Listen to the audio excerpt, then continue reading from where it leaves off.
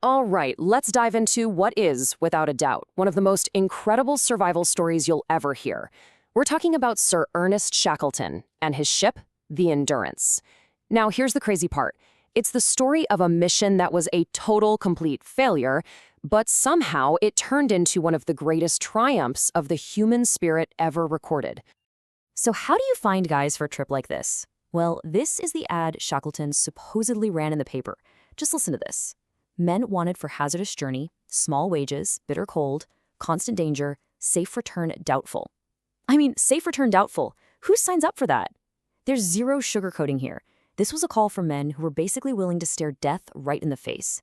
And the wildest part? Thousands of people applied. That right there tells you everything you need to know about the kind of journey they were about to embark on. Okay, so who was the man behind this impossible mission? That would be Sir Ernest Shackleton. And let me tell you, this guy was a seasoned explorer who was completely obsessed with Antarctica. He wasn't just aiming for the South Pole. That had already been done. No, his goal was way bigger. He wanted to be the first person in history to walk all the way across the entire continent. And yeah, this was definitely not his first rodeo. You can see just how relentless this guy was. Back in 1901, his first attempt failed. Then in 1907, he got so close, just 150 kilometers away from the pole, but had to turn back. Can you imagine the frustration? So this 1914 expedition, this was different. This was his big all-or-nothing shot at making history. And the goal itself was just mind-boggling. We're talking about a 2,900-kilometer trek on foot across the most brutal, unforgiving environment on the entire planet. Let that sink in for a second. Nobody had ever even attempted this. It was pretty much the last great, unconquered prize of polar exploration, and Shackleton was dead set on being the one to claim it. So, the stage is set. In August 1914, Shackleton and his 27-man crew set sail from England. Their ship had the perfect name for a journey like this, the Endurance. After one last stop, they pushed south into the infamous Weddell Sea. And that is where everything went wrong. Their dream was about to become an absolute nightmare. 130 kilometers. Just look at that number. That's it. They were so close. We're talking maybe a single day's sail from making landfall on Antarctica, from actually starting their historic track. But the sea ice, it started to thicken, way more than they expected.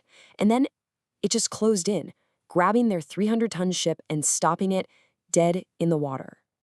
Can you just imagine the sounds? The awful groaning noise of the ship's wooden timbers as literally millions of tons of ice began to squeeze the hull? The crew, they fought like hell. For days, they were out on the ice with saws and picks, trying to cut a path forward. But it was useless. They barely moved. And pretty soon, they had to face the terrible truth. They were trapped. Well and truly trapped. So right then and there, the mission to cross Antarctica was over. A new mission began. Just survive. For 10 long months, they just drifted with the ice, stuck on their frozen ship, waiting for a thaw that just never came. But the ice pressure kept building and building until the ship started to crack and splinter. Finally, in October, Shackleton gave the order they all dreaded: abandon ship. And then, just a month later, all 28 men stood on the ice and watched as the Endurance, their home and their only link to civilization, was crushed and swallowed by the sea. And just like that, the 28 men were completely on their own. Think about it. They were literally castaways, stranded on a floating chunk of ice, 2,000 kilometers from anything you could call civilization. No radio, no way to call for help. Nobody in the world even knew where they were. Okay, this is where the story shifts. This is where Shackleton's true genius as a leader comes out. The original mission was a bust, right? So he gives his men a new one, a simple one. I'm getting every single one of you home alive. To keep them from just giving up, he enforced these strict routines. They had to stay busy. They played soccer games on the ice, they sang songs, he made sure the food was rationed out perfectly fairly, and he had to make some absolutely brutal decisions. Like when they started to run out of food, he made the agonizing call to kill their beloved sled dogs so the men could eat.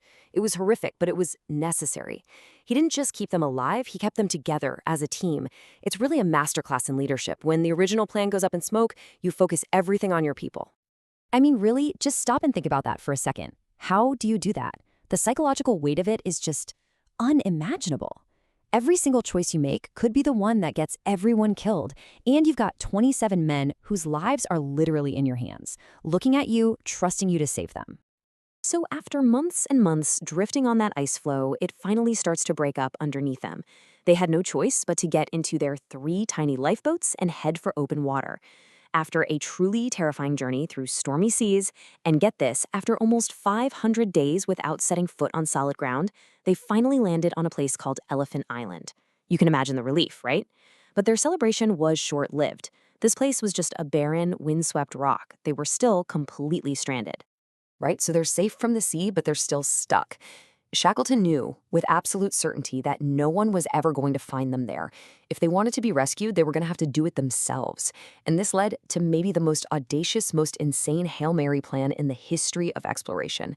He and 5 other men would take one of those tiny lifeboats and try to sail 1,300 kilometers across the open ocean to get help. To really understand how desperate this was, just look at this comparison. They started the expedition in the Endurance, a 300-ton beast of a ship, a fortress built specifically for the ice. And now the lives of everyone depended on the James Caird, a 7-meter open lifeboat. They were going to try to cross the most dangerous ocean in the world in that, with basically just the sun and the stars to guide them. It's just unbelievable. What happened next is the stuff of legend. I mean, it's almost hard to believe. First, they had to somehow survive 16 days at sea, getting hammered by hurricane winds and waves the size of small buildings. Then, by some miracle, they actually make it to South Georgia Island, but on the wrong side. So now their last hope is to cross a 4,000-foot-high, completely unmapped mountain range. After 36 straight hours of climbing with no real gear, Shackleton and 2 other men looking like ghosts, bearded, frostbitten, filthy, literally staggered into a whaling station. The whalers there didn't even recognize them as human at first. So Shackleton was safe. He had made it. But for him, the journey was far from over. He didn't rest. He didn't even stop. He immediately started trying to get a boat to go back and rescue the 22 men he'd left behind on Elephant Island. It took him 4 attempts over 3 months, fighting against the ice, but he just refused to give up. So let's go back to the beginning. 28. That's how many men set off from England back in 1914. They had this grand dream of crossing Antarctica. Instead, they lost their ship, they lost their mission, and they lost more than 2 years of their lives to the ice. And this is the only number that really matters. 28. When Shackleton's rescue ship finally reached Elephant Island, he stood on the deck counting the figures on the shore. And they were all there, every last one of them. After everything they had been through, he had done it. He had kept his new promise. He brought every single man home alive. And the story doesn't even end there. There's this incredible final chapter. Just recently, in 2022, an expedition finally found her. They found the Endurance. She was sitting 3,000 meters down, at the bottom of the Weddell Sea. And because of the cold, dark water, she's almost perfectly preserved. A silent tombstone to this unbelievable journey. You can even still read the name Endurance on the back. So in the end, by all the normal measures, the expedition was a complete failure. Shackleton never crossed Antarctica, but by saving all 28 of his men from a situation that should have been certain death, didn't he achieve something so much greater? It just leaves you with this one big question, right? What really is success? Is it about ticking a box and reaching your goal? Or is it about how you lead and who you are when everything goes completely, disastrously wrong?